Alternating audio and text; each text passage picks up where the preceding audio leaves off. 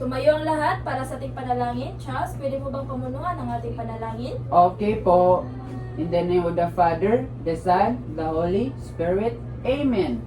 Angel of God, my guardian dear, to whom its love commits me here. Ever this day, be at my side, to light and guide, to roll and guide. Amen. In the name of the Father, the Son, the Holy Spirit. Amen. Magandang hapon, class. Magandang hapon po, teacher. Ako si Binibining Lovely. Sino nga ako ulit? Binibining Lovely. Okay, maraming salamat. Maaari na kayong umupo. Okay po. Meron bang lumipad sa ating klase? Wala Kung po. ganon, magsisimula na tayo sa ating talakayin. Okay po.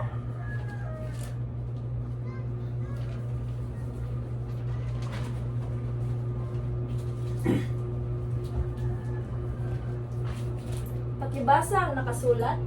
Sa pamamagitan ng 45 minuto na pagtatalakay at pagsasagawa ng mga gawain, ang mga mag-aaral ay inaasahang A. Nakapagbibigay kahulugan ng Paris Minimal.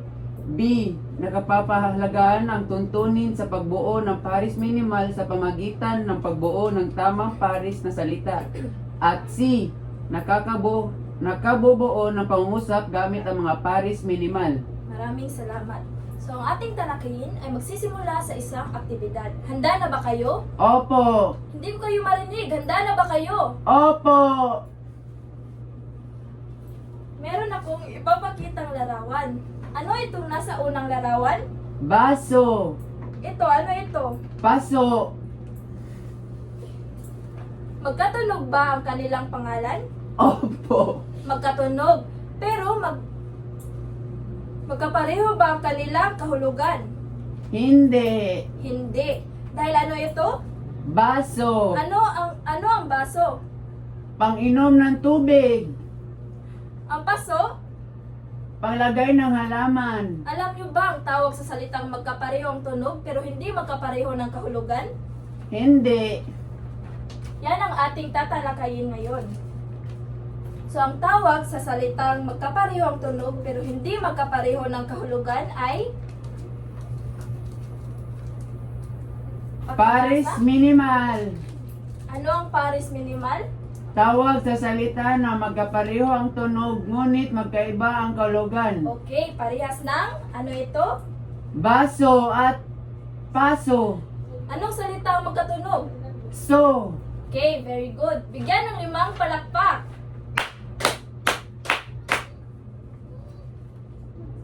Pwede ba kayong magbigay ng halimbawa ng Paris Minimal? Opo! Sige nga. Tumayo. Okay po. Mata at pata. Masakit ang mata ko dahil puyat ako kagabi. Bumili si tatay ng pata ng baboy para sa nilaga. Saan ang Paris Minimal dyan sa iyong sinagot? Ta. Ano yung salita na ginamit mo na magkapareho ang tunog?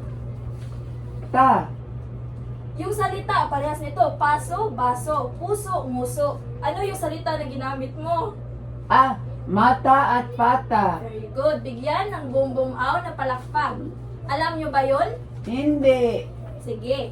1, 2, 3. 1, 2, 3. Boom, boom, aw. Sige, kayo nga.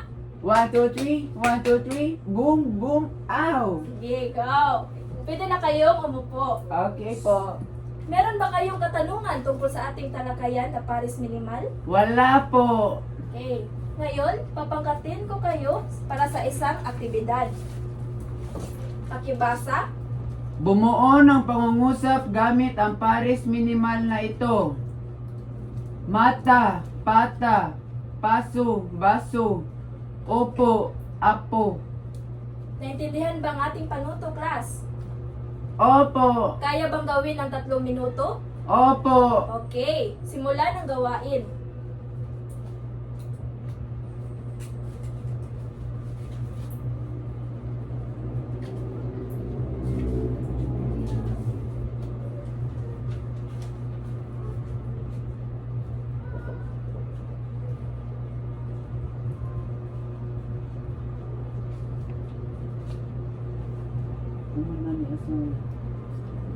Tapos na ba?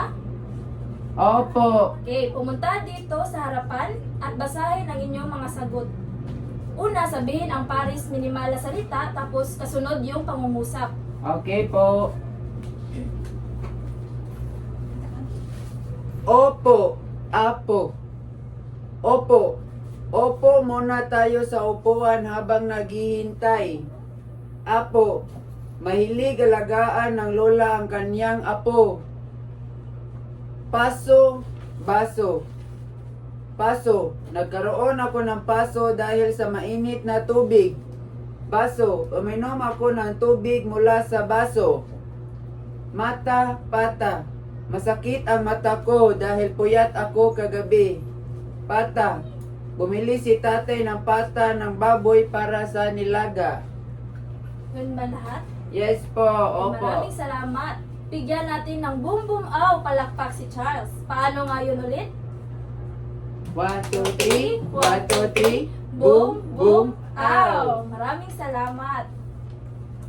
Meron ba kayong katanungan or klarifikasyon tungkol sa ating talakayan? Wala po. Kung ganun, ano ang natutunan ninyo sa ating talakayan?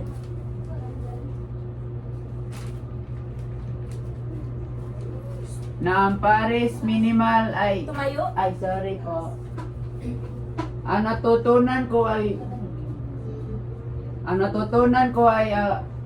ang tungkol sa pares minimal Ano ay nga ulit yung pares minimal? ang magkatunog pero magkaiba ang kahulugan. Okay. Ano ang halimbawa nito, Charles? Pwede ka bang magbigay? Aso, baso. Okay, maraming salamat. Bigyan ng 5 palakpak. Okay, umupo na. Ngayon, bibigyan ko kayo ng pasulit tungkol sa ating talakayin. Bibigyan ko kayo ng 2 minuto upang isumiti ito sa akin pagkatapos. Okay po. PM na lang ako sulat. Ay, basahin muna ang panuto. Panoto, tukuyin kung ang sumusunod ay pares minimal o hindi.